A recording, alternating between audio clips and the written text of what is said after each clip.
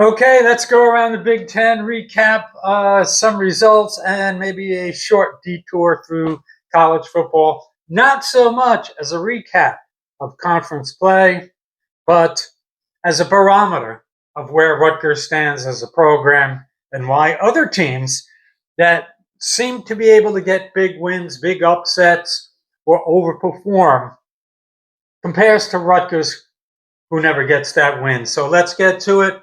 Um, this the recap isn't going to be so much informational regarding who did what, but kind of an indictment on Rutgers and our inability to take the next step because we're going incrementally. So the big game, obviously, was Indiana and Oregon. Indiana beats Oregon 30-20. It was a pretty close game throughout. Indiana's leading, pulls away late. Indiana and Oregon, we both know high-flying teams like to move the ball up and down the field, but they're really balanced and they play good defense, which is what makes these teams dangerous. Now, think about Rocky 1, and Mickey's talking about, see, now you got balance. That makes you dangerous. This is why these teams are dangerous. And Indiana, in a matter of 2 years, is now going to be inside the top 5. And no, it's not NIL. It's James Madison West. What do they have? 13 James Madison transfers? It's not a star-studded 5-star Alabama, Georgia, LSU kind of lineup they have.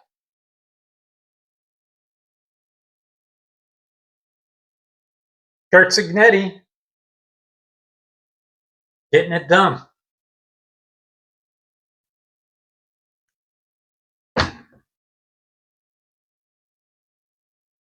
They help. So when you talk about balance, all right, Mendoza, everybody's favorite kind of leading candidate to be the number 1 quarterback taken. I'm not totally sold. But even if he doesn't have a statistically great game, he makes the right throws, he runs the offense well, he manages the game well. He was 20 of 31, 215 yards, touchdown, and a pick.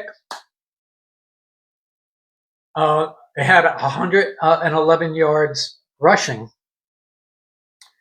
So, Oregon, who likes to run it and throw it, only had 81 yards. So when you have an offense that can move the ball and hold the other team, who's an explosive team, to 81 yards, that's a recipe for winning. Amazing balance. It's the coaching. It's scheming it up correctly, getting the guys in the right positions, having the right philosophy, getting the right guys.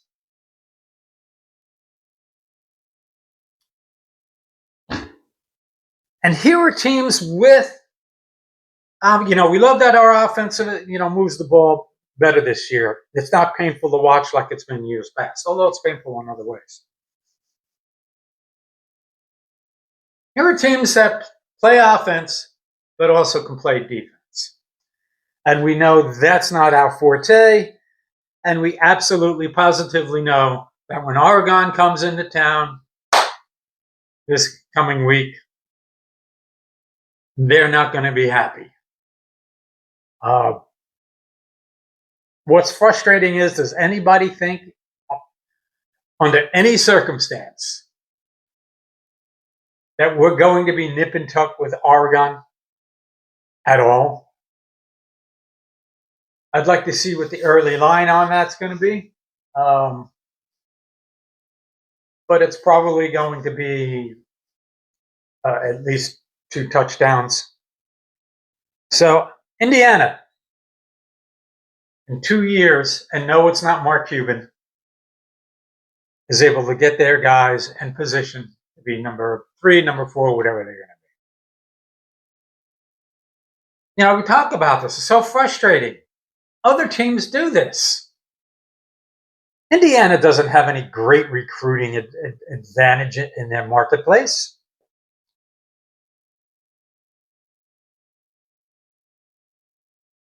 And the thing is, we won't even come close to beating a good or an elite team. That's not in our DNA. For whatever reason, we are so predictable. Beating the lousy teams. Every once in a while, we have a clunker against a lousy team. Struggle with the mid-level teams in our peers, and never come close against the big boys. Okay. Here's a team that we're lucky we're not playing this year because it would have been really embarrassing when we lost. And this is the other big shocker. Northwestern beats Penn State 22-21. Penn State, a 21.5-point favorite. Third game in a row, 20-plus point favorite, lose. Once again, it's kind of an evenly matched game. Northwestern only had about 250 yards total, but held Penn State to 275 yards. Actually, that's the kind of game that Greg Schiano would like to play if he had his way.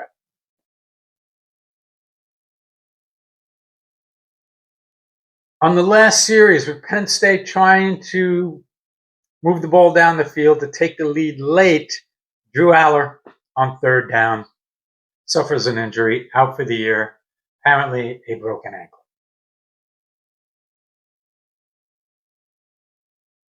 Backup is Ethan Grunkemeyer, and you just know that despite a backup being there named Ethan Grunkemeyer, I can't wait to see the headlines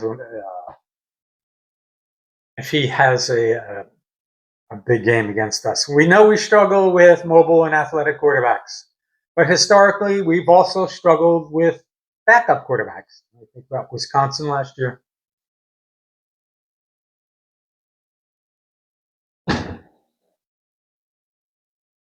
I have no visions of beating a vulnerable Penn State team. It's not just, it's something, there's nothing in our history that tells us we will be able to do this. They're way more talented. James Franklin, now the cat calls for him being fired or growing to a crescendo. I don't happen to think Penn State will fire him at this point, but you never know. It's a big buyout. And who are you going to get? So even with a wounded Penn State team, who is also, like Rutgers, 0-3 in the Big Ten, still, I have no visions of us beating Penn State at home. Okay, here's a game that doesn't really have a bearing on us, but it gives you some insight into how other teams, good teams, not elite, good teams, get big wins. And USC pummels number 15 Michigan. Yes, I feel overrated. They have a name brand, but if they get a couple kind of ugly wins, they'll be right. USC beats Michigan 31-13. Now, Michigan's supposed to be, they're supposed to be the physical Big Ten kind of team, but USC, a Pac-12, Big 12 style team that likes to move the ball up and down the field, not great on defense. Missing two starters on their O-line. They run up just about 500 yards on Michigan.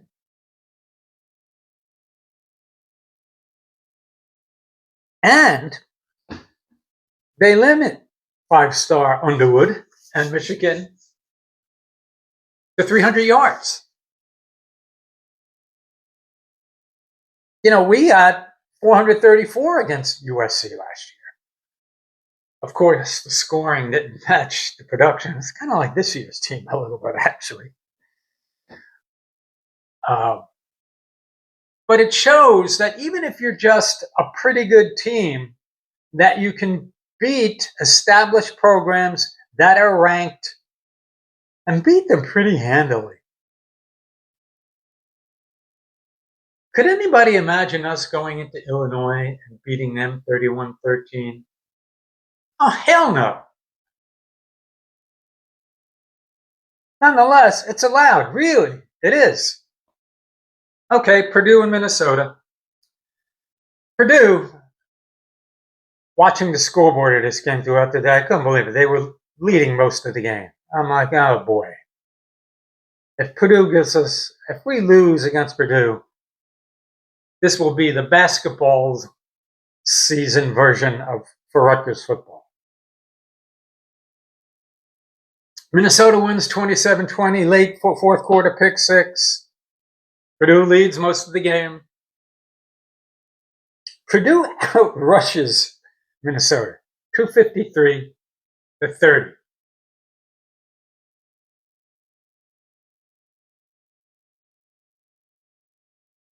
And this after Minnesota beat us 31-28. So Purdue, and I've said this before, they put up a fair amount of points. They only put up 20 yesterday against Minnesota. But if they run it for 250 yards, that's a problem. Okay, here's a game that had some bearing and is a yardstick kind of game because we'll be playing Illinois, and they lost to Ohio State 34-16. No shame in that. They were down early, down at halftime 20-3, but the game was tighter than that. Illinois turned the ball over 3 times, and Ohio State turned all 3 of those turnovers. Luke Altmaier, interception, a couple fumbles, turned them into scores. So as far as the matchup and how well they played, it's kind of an even game. Take out the turnovers, and Ohio State was better on third down. This was a tightly contested game. So here's going to be another team in Illinois, although they didn't move the ball all that well against Ohio State, and they weren't bad either. But nobody's going to move the ball on Ohio State, even Texas. Another balanced team that's going to be a problem. And I've said, I liked our matchup against Illinois better than against Washington. This is going to be another tough one, and I'm getting pretty tired of Coach saying at post-game press conferences, well, it's the Big Ten. Well, you kind of pushed to get us here. Illinois, a must-win game if we have any chance of getting to a ball game. Okay, not a significant game regarding Rutgers, but kind of glad they're not on the schedule this year, although what's happening this year was sort of like last year. And a UCLA team that fired half their coaching staff, this is unbelievable, destroys Michigan State, not a powerhouse team, but a legit Big Ten team. As a 3.5-point underdog, they destroy Michigan State 38-13. And again, defense. They hold Michigan State to 253 total yards. You don't think of UCLA as a defensive juggernaut. They moved the ball for 418 yards. Nico Lamalieva throws for 3 touchdowns after throwing for 2 last week and running for 3. And note to Rutgers, it's allowed to destroy. It's allowed to happen. You're allowed to beat other Big Ten teams really bad as an underdog. It's allowed, really. All right, this game also no bearing this year, but it was kind of interesting. And that was Iowa's drubbing of Wisconsin 37-0. Luke Fickell likely going to be on the way out. It's kind of a shock, really. Wisconsin not only has not made progress, they've gone backwards. Iowa wins in the most Iowa way possible. Gronowski only throws for 107 yards, no touchdowns and an interception, but Iowa runs for 210 yards and they get 3 turnovers. It's amazing how they just continue to win in the most Iowa kind of ways, even when they want to change their philosophy. Does anyone think that we would ever beat any Wisconsin team 37-0? Last year, would they beat us 42-3, and they were missing half their team? So, again, other teams, it's not just about making progress and becoming ranked and being a player, getting to a good bowl. It's being able to get those wins as an underdog and beating good to elite teams. We just fall into this box where we know year in and year out how we're going to perform and what the results will be. Regarding a team we will play, Maryland falls late to Nebraska 34-31. Dylan Raiola throws a touchdown pass with 1:08 left. After throwing 3 picks, boy, Maryland is a pick machine this year. They have 4 interceptions against maybe Florida Atlantic, somebody like that early. Nonetheless, Malik Washington, 27, the 4 or 5-star quarterback, 27-37, 247 yards, touchdown, very decent game. Maryland had a better game. They can't run the ball. They always rush for less than 100 yards. Let Malik Washington try to put in the work. They ran for 118 yards, only averaged 3.7 a carry. Nebraska was able to move the ball pretty regularly against a pretty stout Maryland defense. They had about 460 total yards and rushed for almost 200 yards, which is a big surprise because Maryland's good against the rush.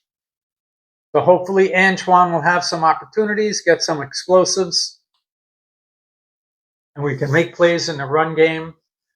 I feel we can outplay Maryland in the run game, but we still may lose this game because of the playmaking ability of Malik Washington. Nonetheless, these are the kind of games you have to win. Just go beat Maryland. Just go beat them. Go beat Illinois. I mean, it's not unheard of to do something like that. So that's how we match up against the Big Ten and where we are in the Big Ten right now. Just some other news from around NCAA to highlight how teams get good wins. Now, Pitt was unranked. They go in and they beat ranked Florida State. This is kind of overrated, but they have a tough schedule with Florida State. They lose. You lose to some elite teams, and you get some good wins. You're going to be ranked. But again, Pitt was an 8.5-point underdog to a ranked Florida State team, and they win 34-31. Missouri, yes, it's the SEC. They play Alabama tough, 27-24 loss. They were top 15. They'll probably still be in the 20s somewhere. But Missouri in the SEC, not an SEC powerhouse typically. I don't think, if we can hang with Ohio State 27-24, I guess I'd take it. We'd take it, right? Georgia Tech, now 6-0.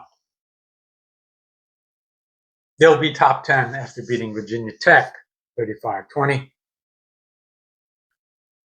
It's doable. Just beat the Minnesotas, beat the Iowas, beat the Washingtons of the world, and you can be in that spot. Those are not elite teams. 2-4 Colorado. Dion knocks off number 22 Indiana State, and this is now Indiana State's second loss in a row. So would a 2-4 Rutgers team ever beat a ranked team? Hell no. But you can do it. BYU, now 6-0. They'll probably wind up 10-2, going to bowl, beat somebody in a bowl game. And in 5-1 Utah, who amazingly is always good, and another program that's usually pretty good to very good, don't have a natural recruiting advantage being in Utah. They beat number 21 Arizona State, and they're most likely going to be ranked this weekend. So there it is. There are teams that knock off the big boys, teams that aren't ranked, that beat ranked teams.